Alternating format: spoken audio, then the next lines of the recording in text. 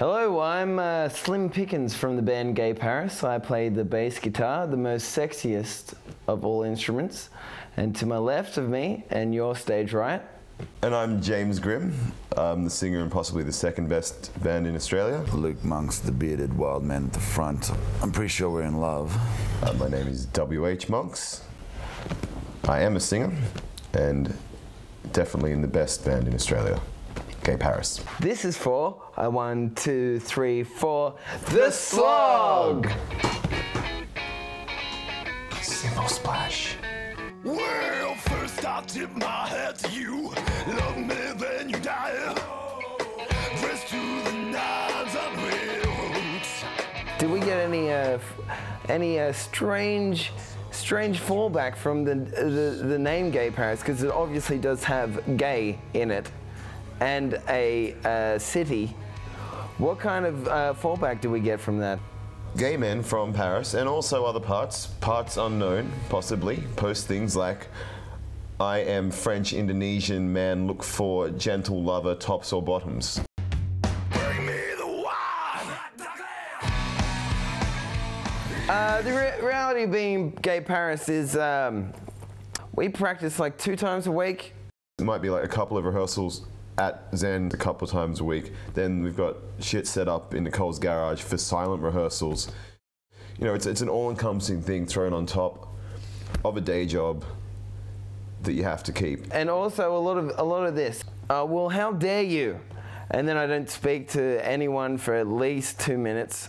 And I smoke a cigarette. And then we go home. Then we come back. And then we're all good friends, and we write probably the best songs ever written. That's basically what Gay Paris is. It's a bit of argument, a bit of rock and roll, a bit of booze taken. It's fun and horribly difficult, but yeah. This is what it is. Devilish little walk on my spine. I'm where the flakes all glitter bone. Left head home and knife right inside belly left just to be a chaperone. So how do I know what's going to be a single and therefore a film clip?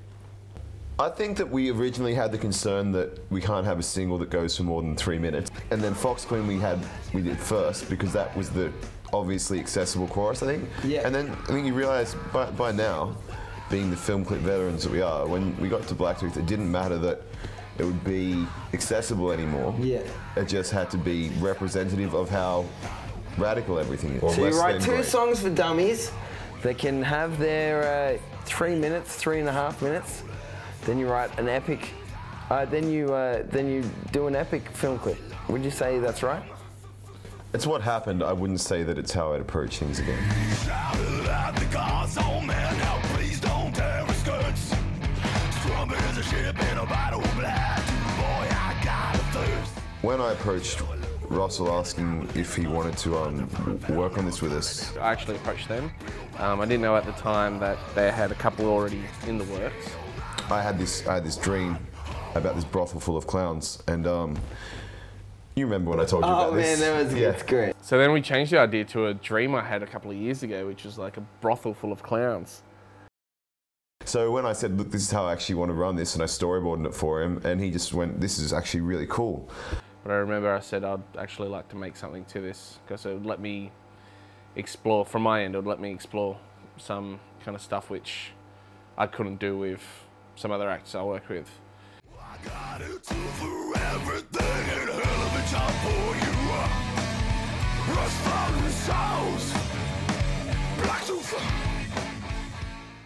I don't think that it's important for our band to have people try and interpret my imagery visually because it's just become a sensory overload, realistically. You got to surround yourself with people that know what they're doing. You know, this one had a whole design team, props, everything. The most thing I can stress is to have film clips. I think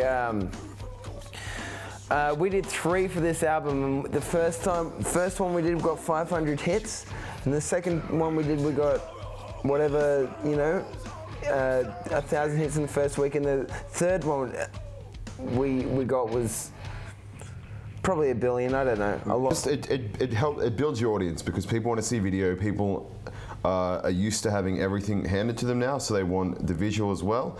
And so to give them that, you know, and do it quickly on your limited budget that you have when you're starting out, is just be prepared. You know, have ideas, be willing to pay attention to what the people you're working with say, and if you know, make sure you surround yourself with, as we had, an excellent team.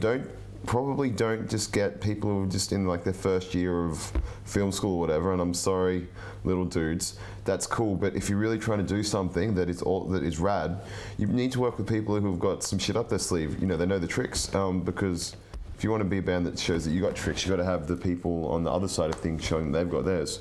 You can't be too precious with your visuals when you're not in the business of visuals. We're in the business of art and sonics. A director's a director. That's his, you know, field of expertise. That's it. Can't direct your own film clip, I think.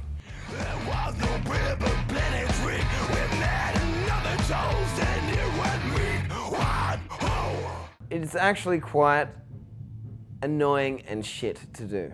It's never fun, isn't it?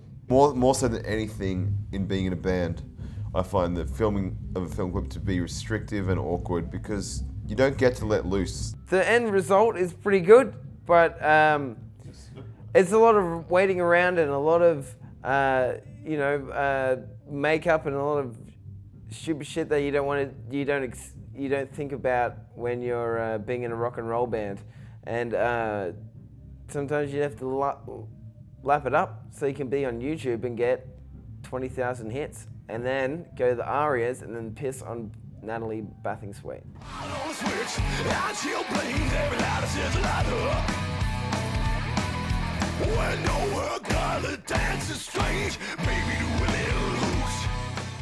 People aren't gonna watch a film clip if they don't know who you are, so you have to fucking play places that you've never played before. You have to play it often, and as often as you can, and be a good band before people. You can't just have an amazing film clip and. No, you have to be an excellent band. Yep, done.